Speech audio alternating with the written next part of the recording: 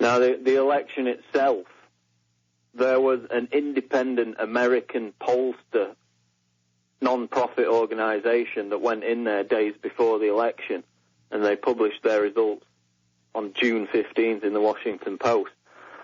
They found, through their polls prior to the election, that Ahmadinejad was leading by more than a 2-to-1 margin.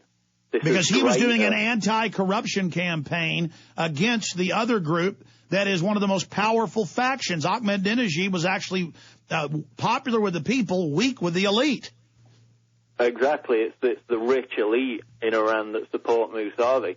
But they found that, and this is an independent Emmy Award-winning American polling company, this is not Iranian state TV, and they found that Ahmadinejad was going to win by a bigger margin than he actually did. And in fact, his strongest voting bloc was people aged from 18 to 24.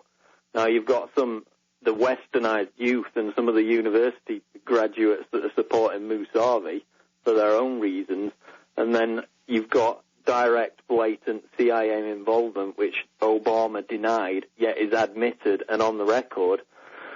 2007, ABC News, London Telegraph, and others reported that President Bush had given the CIA approval to launch covert black operations to achieve regime change in Iran. Stay there. Yeah, it's on record.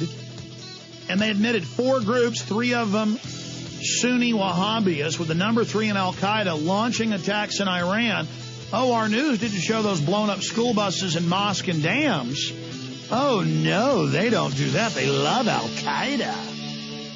The doublethink, the Crime Stop, and there's so many other points of how this is staged, and the polls show it was Ahmadinejad, and people don't know that this guy was really the insider, the Moussavi.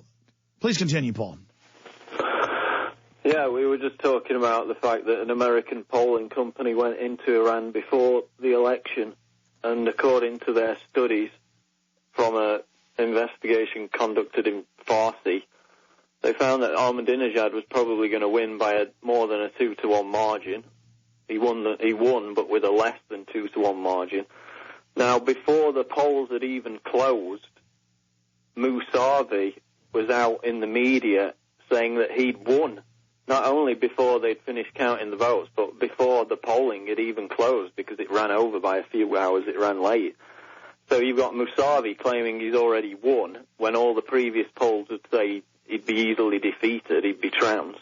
And let's explain this. Let's explain this. The ruling council of experts, they decide who can run, and international groups that look at elections say they're some of the fairest in the world because it's rigged to begin with. They allow you to run. So, folks, you got to find out where Iran is on a map. You got to find out about the Islamic Republic system. You got to learn about the ruling council of mullahs. This is staged. This is a tempest in a teapot, just like they said, where's the missing governor, when they knew the whole time to discredit him. I mean, this is a staged event, period. Watson, go ahead.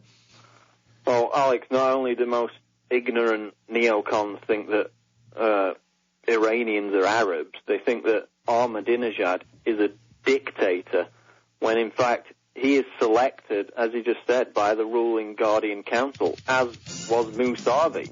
They selected both candidates, so why would they need to rig an election in which they select both candidates in the first place?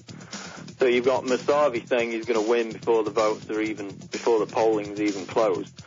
Then you've got these SMS messages, these text messages being sent to Iranians also before the polls have closed, as well as Twitter accounts. Yeah, stay there. We're going to break the rest of it down and then get other guests on in 5 minutes.